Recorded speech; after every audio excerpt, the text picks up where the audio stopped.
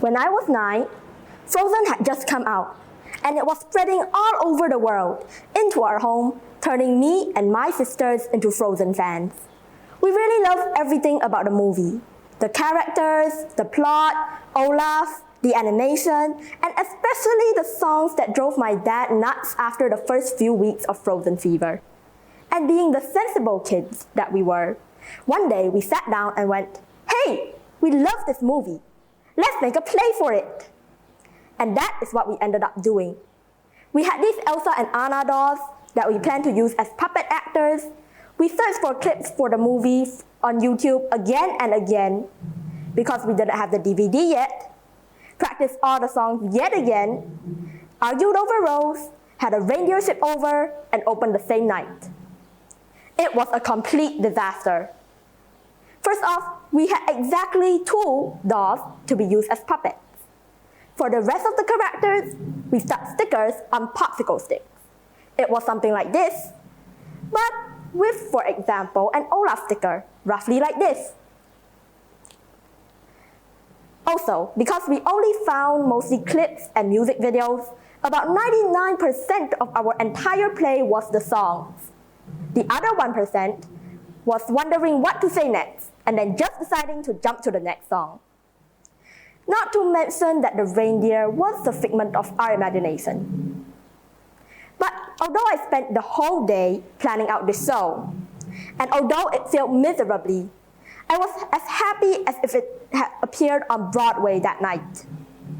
And I had one question: why? Why would I spend an entire day planning something that isn't strictly mine? Why spend hours on arranging a play for a movie that already exists when there's nothing in it for me? Looking back, that was my first step into fandoms. And though I've outgrown Frozen, I'm still involved in many other fandoms. From large ones like the Marvel Cinematic Universe, to Carmen Sandiego, to the Penguins of Madagascar, and down to this tiny one called the Futuristic Four. And now I hear people asking the same questions.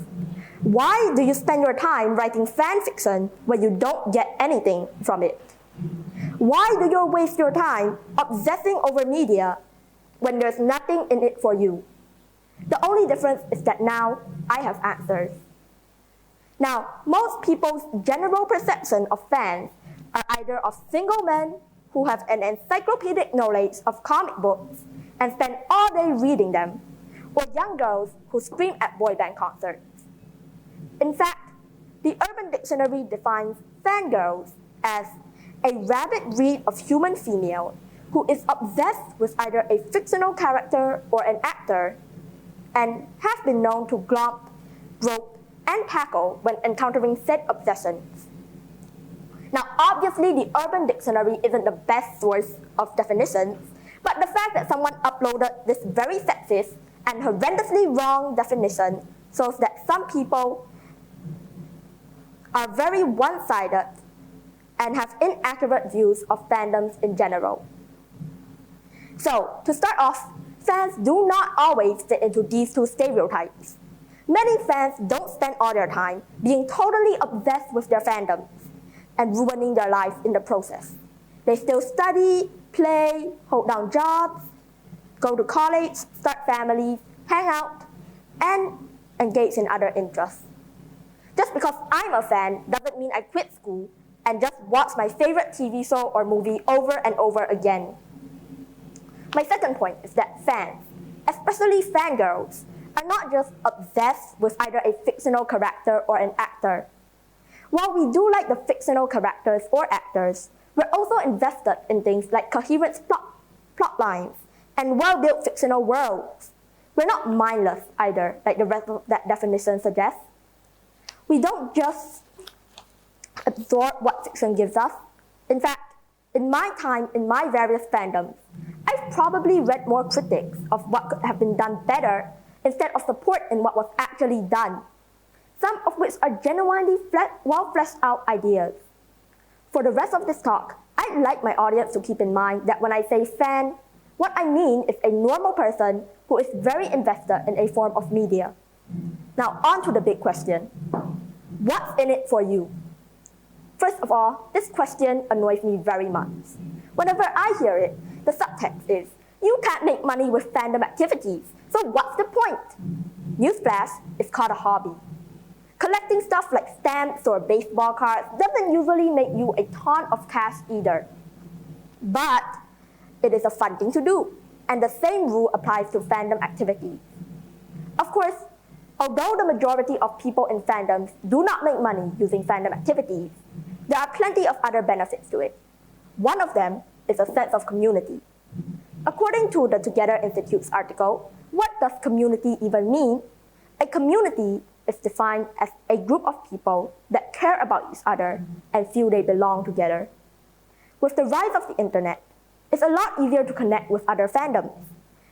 A large number of fandoms are on Tumblr, including most of the fandoms I'm in. Now, how Tumblr works is that you have a blog, or a few blogs, where you can post your own ideas, share others' posts, comment, and talk with others, and so on. While Tumblr does have its downsides, I mostly found it to be a largely effective platform for me to interact with other fans. For example, recently I posted a list of my ideas for fanfiction because I couldn't decide which one to do first. And one of these ideas just so happened to have been inspired by someone else's idea, so I wouldn't be very comfortable writing it without permission, and I stated so in my post.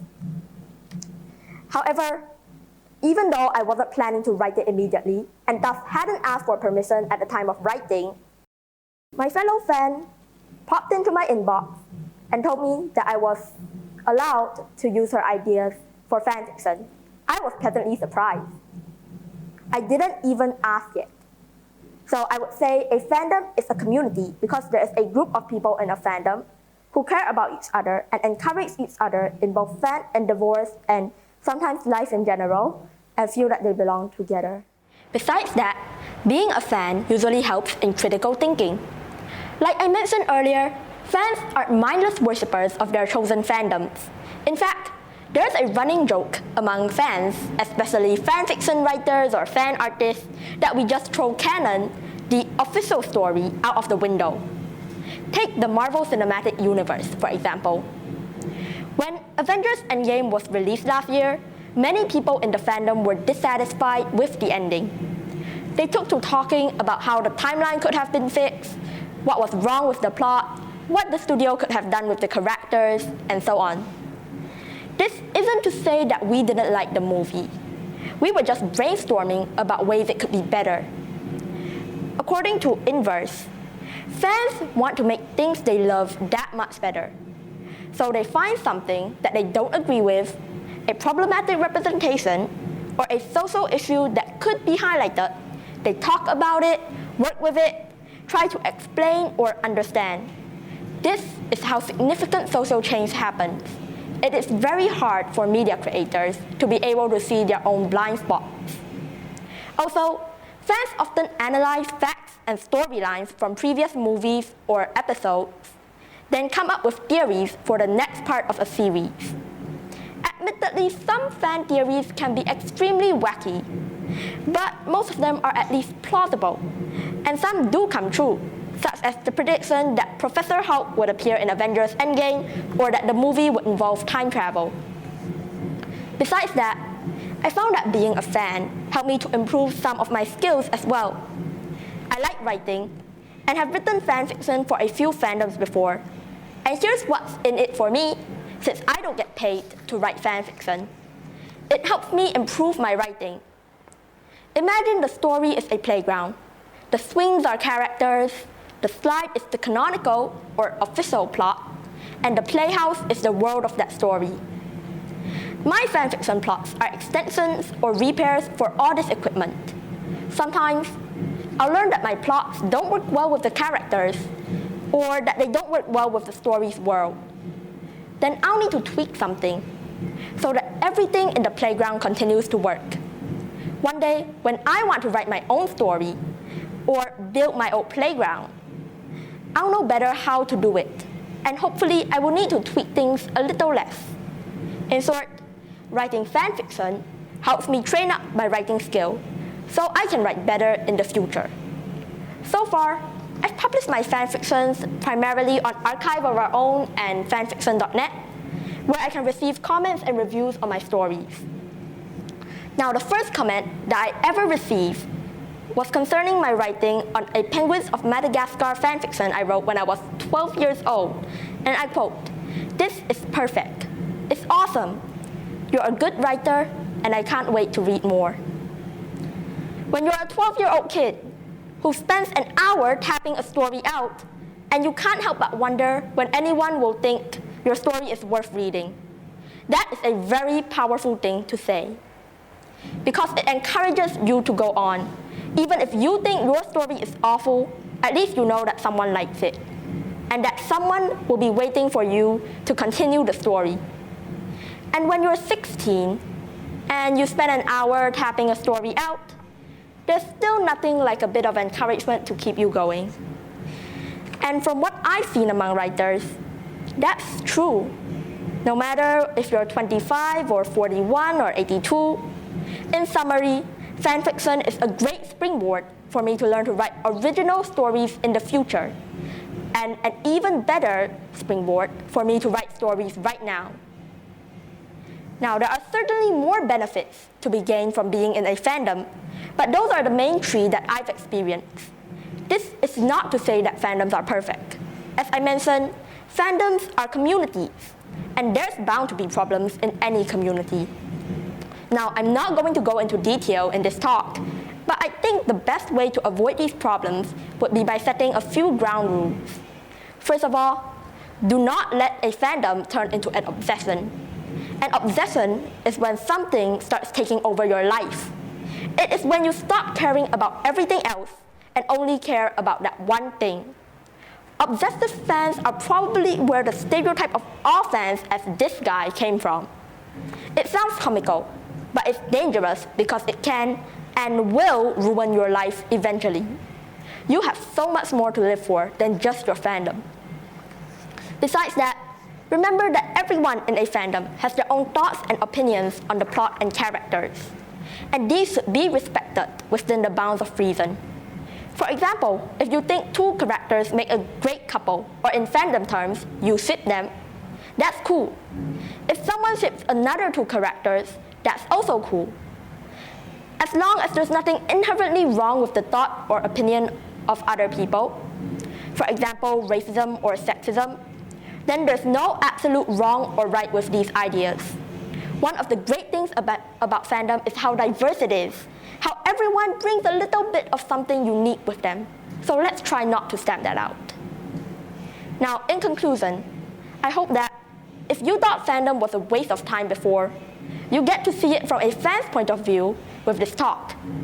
Now, I believe that fandoms offer plenty of benefits as long as firm boundaries are set and that they can truly be good for their fans.